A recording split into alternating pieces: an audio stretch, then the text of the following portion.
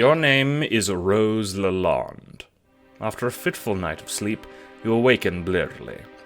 You say night, but it appears that night doesn't exist on whatever planet you've ended up on, light beaming down from the sky into your windows, mercilessly. All right, I'm up. Status? No responses. Just your luck. Appears as though you've woken up first. Terrific.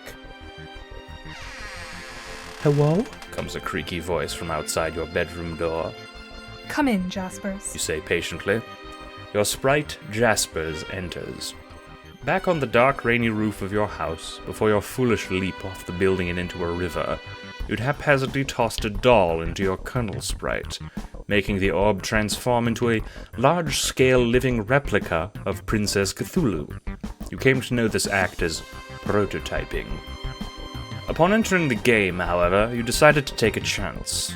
Inspired by John's own grandma prototyping, you put the remains of your dead cat Jaspers into yours, and to your astonishment you watched as he returned from the dead. I don't think I ever thanked you, Jaspers. You say, watching in amusement as his whiskers twitch, ghostly pink body wriggling in excitement. Thanks me? For what, Miss Rose? Jaspers asks earnestly. The kitty appears to have retained Princess Cthulhu's tentacle arms, which he uses to wrap you in a tight hug. For saving my life. Catching me before I fell into that river. You hug Jasper's back, amused. He's just as sweet as he was in life, though your memories of him are a tad fuzzy.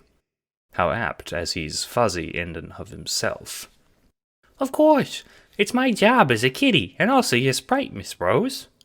He bonks his forehead into yours before playfully springing away.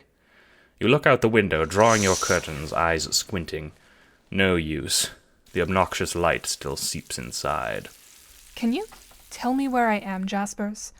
You mentioned the land of light and rain. Deciding to make use of your wakefulness, you grill Jaspers for game info. Of course, Miss Rose, he says eagerly. The land of light and rain is your land. It's a wonderful place. Or it was, before that mean Cetus moved in. Cetus? You ask. Mm-hmm. He's a nasty brute. Look. Jaspers points one tendril hand out your window. Jaspers appears to have retained his shape from joining with your plush Princess Cthulhu, giving him an amusing appearance, 2 tendril appendages and a lovely princess's gown wrapped around his cat-like body. If Dave saw this, he'd definitely call you a furry or something. You reluctantly reopen the curtain and look out over the vast multicolored ocean upon which your house now sits. Those waters used to be just full of fish, which the people of this land ate. Mean old Cetus hoarded all of them, and now he slumbers in the depths, Jaspers chirps. You blink. Hold on. This is a game world, not a real one. It was created when we started our suburb session. Cetus didn't do that, did she? It's just a story to move the game. Well, Jaspers wriggles, unsure how to respond. I guess. That's all the info I have. So, what? The point of the game is to beat Cetus? Sort of. Jaspers looks uncomfortable again. I mean, Cetus is the end of your quest, but not of the whole game. What's the point of the whole game? You ask straightforwardly. Oh, well, I can't tell you that unless you take care of Cetus and... Why? Your questions seem to baffle Jaspers, who flattens his ears to his head. You relent. You don't want to hurt his kitty feelings, after all. I don't know, Miss Rose. I just know what I know. I'm sorry. Oh, Jaspers, come here. You insist. You have a feeling that he's telling the truth. No, Jaspers isn't being vague. It's the game itself being vague. You scratch behind Jasper's ears gently. Still, you really don't want to fuck around with some quest if you can help it. It sounds like busy work to you. You look towards where your computer once sat, now crushed by the machine David foolishly placed there. Ugh. I said I'd help John with his house, but I don't know if I can even connect. I've only been able to talk to everyone on my phone. You speak aloud mostly for your own sake, but Jaspers responds cheerfully. Why, Miss Rose, you can use the ectobiologizer. Jaspers hops up and points to the machine Dave so kindly provided. I can? You quirk a brow. How does that work? Can I connect with this? No, silly. You can use it to fix your laptop. Here. Jaspers taps on a panel, one of the ectobiologist's screens flickering to life. All we have to do is go into the past and find your computer before it was broken and take it. Take it? Like, from time? You watch him curiously. Jaspers uses some controls and dials to fast-forward the view on screen, which is a view of your own room, the very one you're standing in now. Jaspers rewinds to a few weeks ago. Now, we hit the button and... Jasper slams his tentacle onto a button, and one of the 2 tubes on the ectobiologizer fills with a green sludge. It looks to you like your mother's lime jello shots. Jaspers, You say, amused. I'm afraid I cannot use goo to contact my friends. No, dummy. Jasper says, giddily grabbing the busted computer from the floor. You can't steal what's in the past because it's in the past. Duh. But you can steal its instructions. A copy made of ecto-goo. Is that the official name? Ecto-goo? You watch amusedly as Jaspers loads the broken computer into the other one of the 2 tubes. Using the ecto-goo clone as the instructions in the broken computer, we can ex-biologize something new. A working computer. Jasper slams another button located between the ecto tubes with a bright flash, and the objects vanish. Where's your alchemizer, Rose? Jaspers inquires. You both traipse to the roof, and there, sitting on the alchemizer slab, is your repaired computer, pristine as it was when you first got it. Jaspers, you fixed it. You say breathlessly, patting his head proudly. Hee. Do you forgive me for not knowing that other stuff now, Miss Rose? Jaspers asks, bonking his forehead into yours. Of course. You say, and you mean it. The ability to repair items is one thing, but you can also see the use of combining items to make new ones. Your mind is already racing. The only rule is one of the 2 things has to be a real item. Otherwise, the result will just be more goo. Back in your room, you snag your book, Grimoire of the Zoologically Dubious, and plonk it into the tube. With the ectomachine, you zoom back in time and select Princess Cthulhu before she had been tossed into your Colonel Sprite. When you and Jaspers return to the roof, there on the alchemeter is a miniature-sized, real-life Cthulhu, roaring cutely in a little pink princess crown and tutu. You pick up the little creature, tickling its face, amused. This could be very useful, Jaspers. Thank you very much. My friends and I will get a lot of use out of this. Jaspers purrs loudly, bonking his forehead onto your shoulder. You walk back to your room with mini Princess Cthulhu and place her gently on your bed next to the laptop. She seems content to stomp around on your bed sheets, for now. I'm up. Anyone else awake? So it seems. Up and at 'em. It's really cold in my land. Lucky you. Looks like Egbert's still snoozing. Can you see him, TT? Wait, shit. Is your computer fucked? Can you even see him anymore? Yes. My computer is fucked. Now, how could such a thing have come about, I wonder? Lucky for you, Dave, I found an alternative. I'll appraise you all later. Yes, I see him sleeping. Good lord, he's having some kind of terrible dream. He is? He's thrashing in bed. I can't blame him. We've all had a rough past day. Is that of meaning, Jade? I don't know yet, but I feel like that's not just normal bad dreams. I'll leave that mystery to you then. Meanwhile, like I said, you 2 work on imps. I'll work on John's house. He can sleep in for now. Already on it. Okay. Looks like your teammates are working well. Good. You turn your attention to John's abode, zooming out. A readout says 100 meters left. You assume this means the remaining height until John can access his first gate. Just like The Sims, you're able to not only influence John's environment, but build upon it too. Walls and staircases and floors all using drag-and-drop capabilities.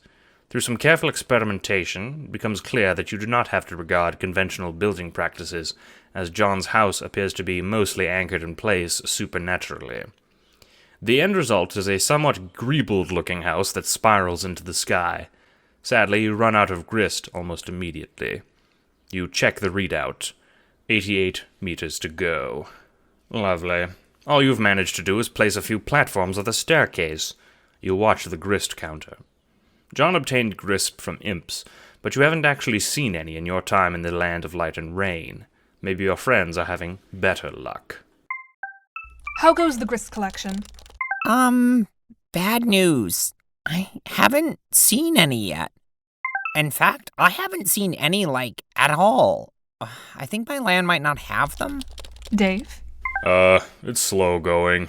They mostly try to climb up the side of my building, but they fall into lava before they get up here, and my dumbass sprite just knocks them back down so I can't nab the grist. Sorry, Rolal. Perhaps we could make some form of trap for them? This is all rather annoying. Yeah, I don't think that's how it goes. Yeah, it's a game, so we have to grind and stuff for a little while. But grinding is boring. Well, sure, but that's the game.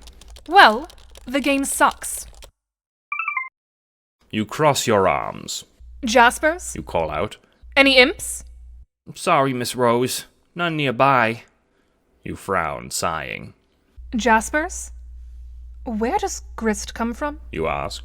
Another question that makes Jaspers a little nervous.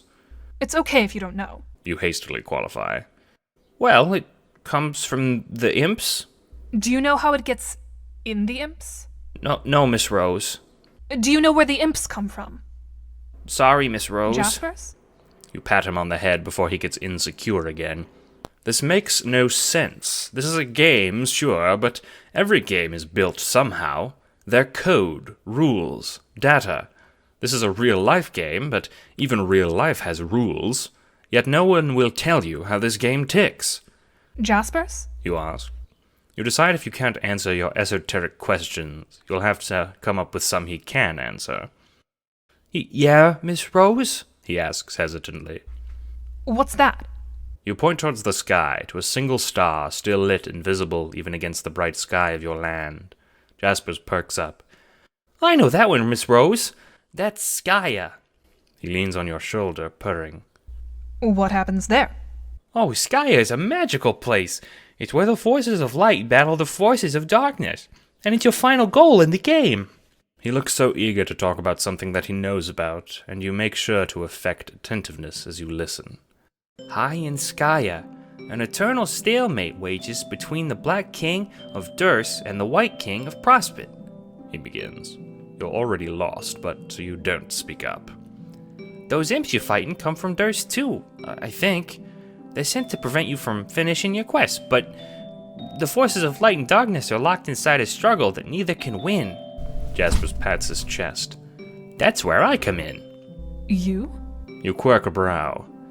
Yep, he says proudly. Before you enter the game, you prototype your kernel. That's me, with an object from your old universe. In your case, it was that cute doll. That's why I still have these funny tentacle arms. Jaspers wiggles them for good measure. Once you pass through your first gate, the kernel's data gets sent high into the sky and empowers your enemies. So, they gain tentacle powers too. You rub your chin. So after I go through the gate, the imps we're fighting will be stronger? That's right, but the forces of light will be stronger too. This process and your entrance into the world is what will finally tip the scales. What if we hadn't prototyped anything? And what if we don't enter our first gates? You ask. Wouldn't it be better to not empower our enemies? Well, Jasper sits back down. it would be easier to fight, sure, but if you don't prototype anything, the fight can never finish. The game can't be won unless you first make it winnable. Does that make sense, Rose? I suppose. You say. It sounds a bit arbitrary to you, but it's not like you think Jaspers is lying. Where do the imps come from? And these forces of light you speak of? Oh, they live on Prospit and Durs, Miss Rose. They're the big moons that orbit Skya. Prospit orbits inside, and Durs orbits past your land. Prospit. That name sounds familiar. You think you've heard Jade say it before. Jaspers continues. Durs is a really bad place, though. Jaspers shudders. That's where all the imps and bad guys live. But once you defeat the mean king and queen of Durs, that's when you get your ultimate reward, Miss Rose. So, power up through the gates, beat the Black King and Queen, claim the reward. Yep, there are other steps, but them's the basics. Jasper's purrs louder. In fact, you don't even have to kill the king, just break his big nasty scepter. That's where all his power comes from. But be careful. Jasper's voice gets low and mysterious, like a very spirited narrator of a puppet show. Once the Black King is in danger, he'll start the reckoning. The reckoning? You ask. Jasper's is on a roll now. He points to the sky. Around Skya, there is a thin gray line that slices the horizon in half. Yep. See that big line, Rose? That's a ring of meteors called the Veil. The Black King can use his scepter to call the meteors down to crash into Skya. It's a big mess. You shudder. You've had about enough of meteors lately. Well, we probably have time before that. You say. Plenty. Jaspers agrees. Before, your house sat atop a river in New England. Now it sits atop an ocean in the land of light and rain. Outdoors, you notice that the house is situated on a tiny island, near which is a dock. It strikes you that you haven't seen your mother all day, and a pang of guilt makes you realize that it took you all morning to even think of that. You walk out into the grass that used to be your yard, checking the coast of this new island you live on now. You think over what Jaspers was able to tell you. Prospect, the name of the land Jade dreams about. A big gold city floating in the sky. You wonder about Durst, where the forces of evil come from. Durst. Sounds more fun than some goody-two-shoes prospect. With a smile, you wonder what they're doing around Durst. You are no longer Rose Lalonde. Your name is Jonathan Egbert, Senior. Some might call you Dad.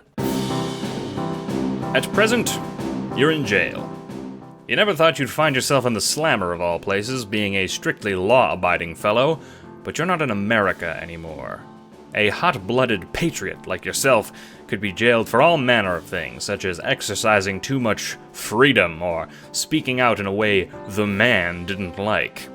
Frankly, as the years go by, however, you find it harder and harder to be patriotic, as things like freedom in your country give way instead to being warmongers and imperialists, but you're no politician.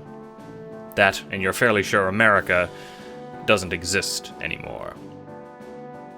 Hey, you say, squeezing your face to the bars of your jail. For some reason, everything in here is purple. The walls, the floors, the ceilings. A dark, handsome shade of the royal hue. You narrow your eyes. Royal purple, the color of kings. You feel sick. You bet this place doesn't even know what a democracy is. What is it, you?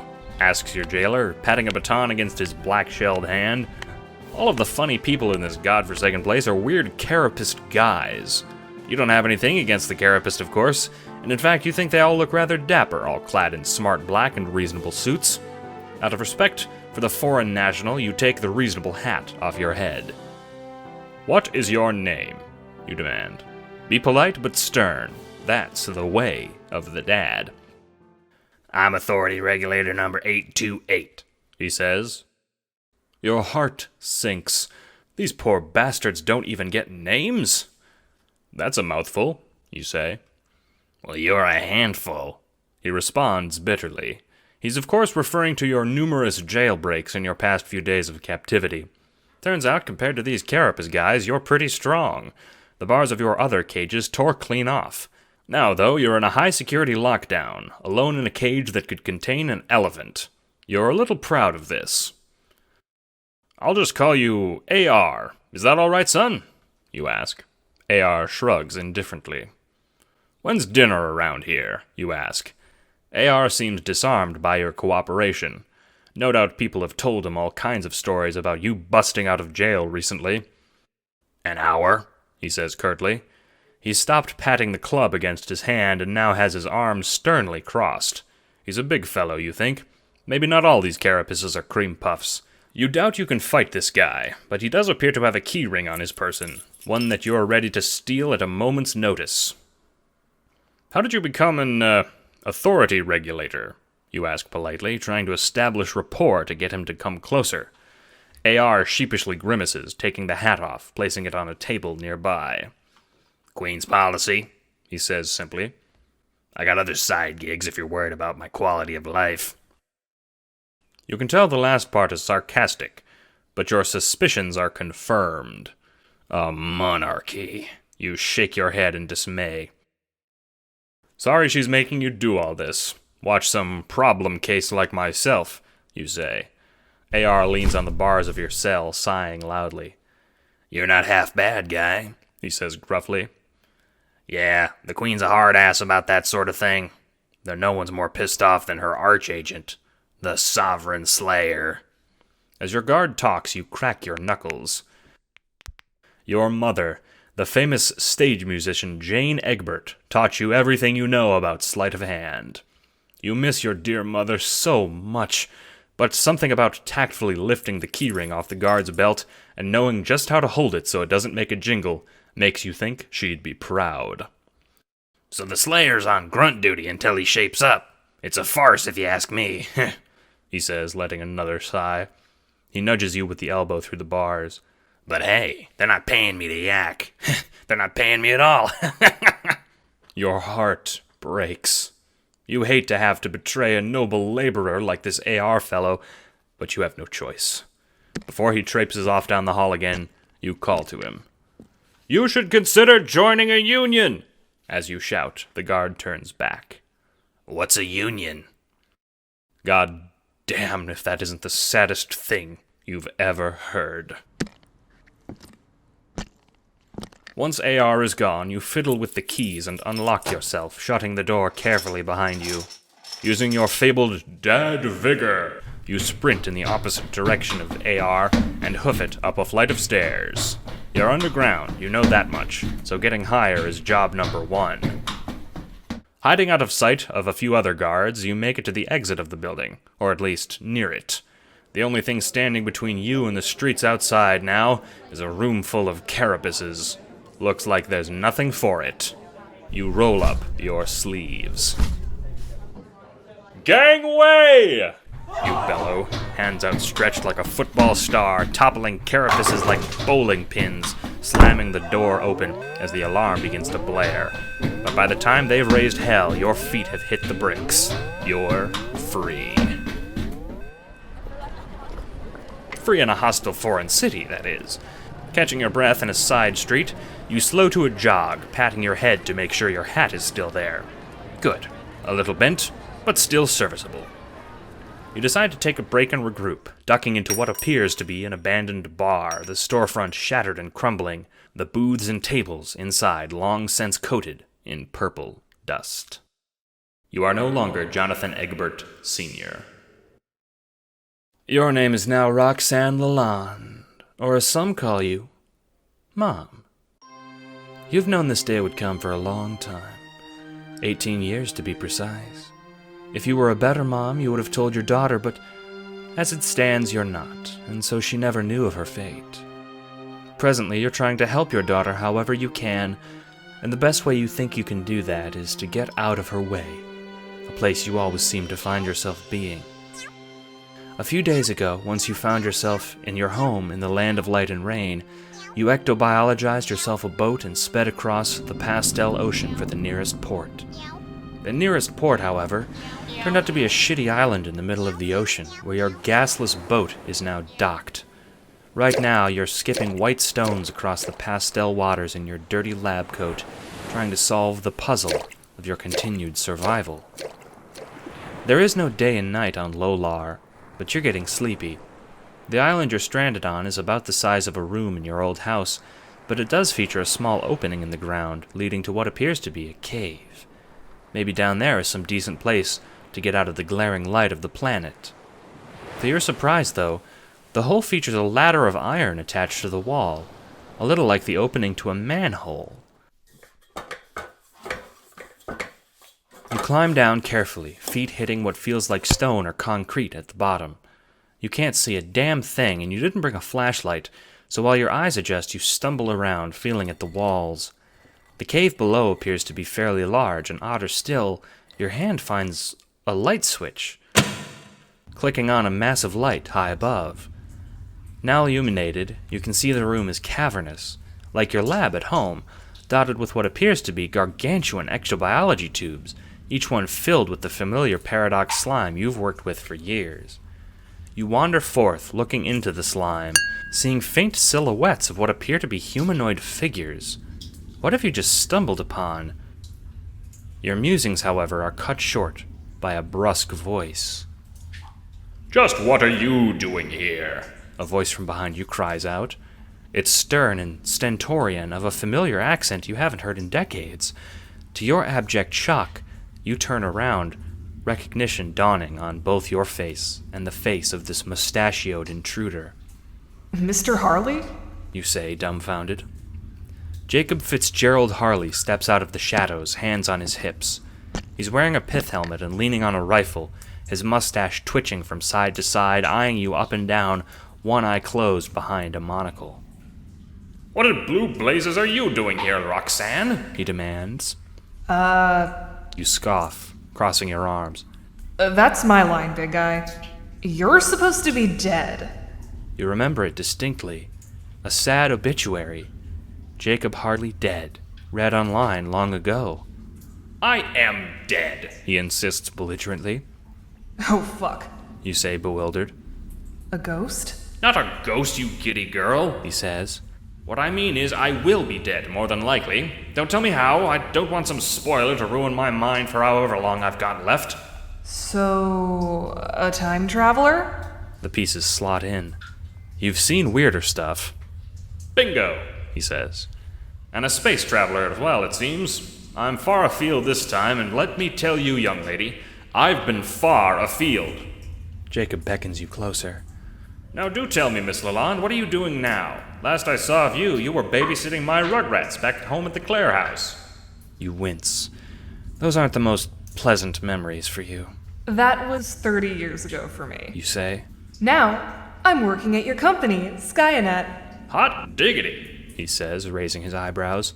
They must have lowered their employment standards 30 years ago, and I thought you were getting up in years. I always knew you'd be an old spinster. He elbows you in the ribs and you squirm, laughing politely. Jacob never was the most self-aware man and had a habit of stating things rather bluntly at best and unintentionally malicious at worst. You think that was a joke? He's sure grinning about it. I'm actually the head of Am regional... I living on the island yet, from your perspective, kitten? He asks, cutting you off rudely, stroking his mustache. You wince again. No one has called you some derisive pet name in years. He has a way of making everyone around him feel small. As far as I know. You reply, clipped. Jacob shoulders his rifle, striding briskly towards a panel at the opposite end of the room. You recognize it as a transportalizer colored a deep purple. Come along then, dear, he says with a characteristic impatience. No use reminiscing for me, I'm afraid. The game's afoot. Literally. You both step on the panel, and in a flash, you are somewhere else. The walls around you are a deep royal purple, and the place is layered in dust. It appears to be the back room of some kind of purple-hued store, the shelves stacked with wine, which Jacob catches you ogling. Oh, there's a time and a place for the sauce, you, he says, pushing open the door. You linger, however, slipping a small bottle into your jacket pocket. From further in, you hear Jacob exclaim, which makes you run to his side. Who the devil are you? He demands.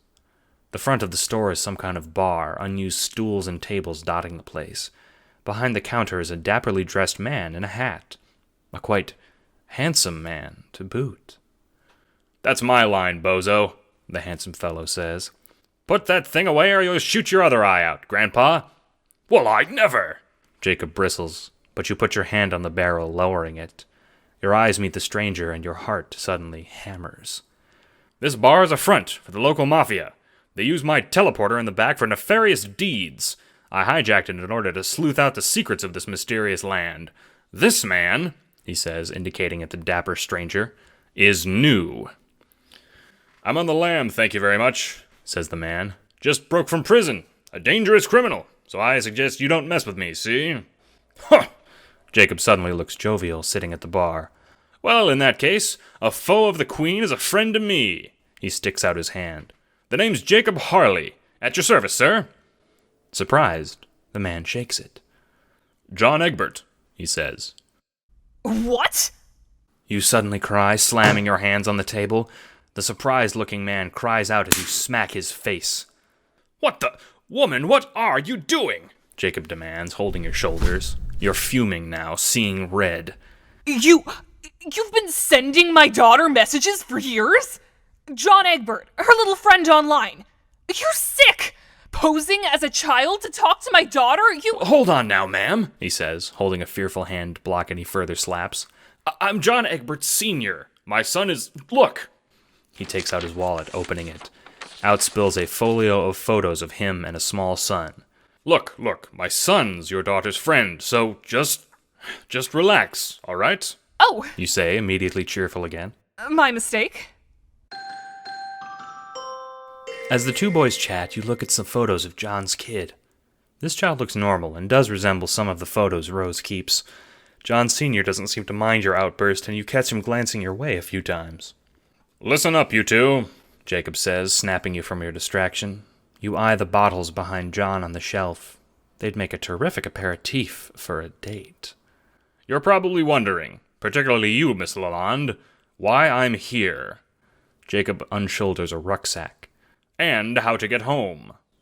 Now Jacob has your attention. A way home? To a non-destroyed Earth to boot? I know a way back to Earth. One of my informants has agreed to help me, but on the condition that we complete a little mission for her. An assassination mission, see? Jacob withdraws a Polaroid from his pocket, depicting a black carapaced woman wearing a stern expression and a crown. This is the Black Queen. She's the one who locked me up, John says bitterly, lifting the photo to inspect it. And she's terrorizing the people of this land, Jacob continues. But more importantly than that, she has something I want. More importantly than terrorizing people? You scoff. Jacob was always something of an egoist. That thing, Jacob ignores you, withdrawing another photo, this time of a ring with 4 pearls inset on it, is this. The Ring of Orbs Fourfold. One of a set. The other is elsewhere in safe hands, but this one is presently on the finger of the dastardly Black Queen. And you want our help? John asks. Sharp man, Jacob says eagerly. You help me square away this big shiny bitch, and the 3 of us will coast on back home. But home is... John begins his sentence, but Jacob cuts him off. For you, home is gone, but I'll be taking you back well before all that nonsense. You can live out your lives any time in history you like, see? John seems to think this over. You do too, and while thinking, your eyes meet. You both look away hastily. Jacob scowls at this. What about my son? John asks. To this, Jacob actually looks somewhat forlorn. Listen, John. Jacob puts a hand on John's shoulder. Your son and Roxy's kid are part of something else now. You're going to have to let him go. John doesn't appear happy about this, but you have a strong sense that, like yourself, he hasn't felt like his child needs protecting for years. I have to at least see him before we go. John relents. Jacob nods curtly. And I suppose you want to see your little girl too, Roxy? Jacob's question makes you off balance. Huh? Your girl. You just said you had one when you nearly assaulted this gent here. Jacob looks impatient. Oh. You swallow. I don't think she'd want to see me. There's a long, dusty silence in the empty bar. Well, that's a fucking downer, Jacob announces, clapping his hands together. We'll rest here for the night and set out to take the ring come tomorrow. I'm happy to bring democracy to this great nation, says John rather patriotically. Something about his conviction makes your heart swoon, in spite of Jacob's buffoonery. I'm coming too. You say hastily, stepping close to the strapping fellow in the fedora. You know, for, democracy and such. Upon saying that, he smiles warmly, and you think you might gasp out loud.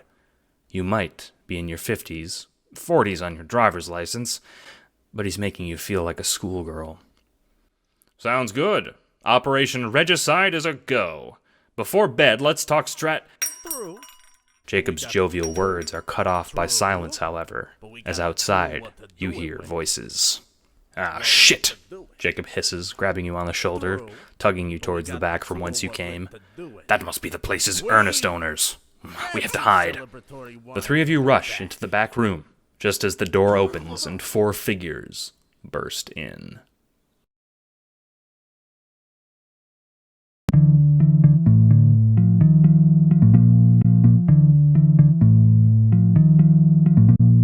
Homestuck Alternate Universe is written, produced, and read by Funk McLovin. Additional voices include Articulately Composed as Mom and Rose Lalonde, Janiyah Riley as Jade, Captain Lazar as Jack Noir, and AE as Terezi Pyrope. Art is by Sunny D, and additional edits are by Funk McLovin. Please support Homestuck Alternate Universe by subscribing, liking the video, and leaving a comment. Homestuck AU is also on Patreon at patreon.com/funkmclovin. More links in the description. This month's patrons include Kerpel, Quartz, Jan Miseli, Christopher, Sir Sheepsalat, Aliza Azalea, Sloth Bucket, Dawn, Athena, Io Makara, Ka, Danica, Hyris, Zipperozic, Kaleidoscope Mediator, Elizabeth, Luna, and Jojo. Thank you.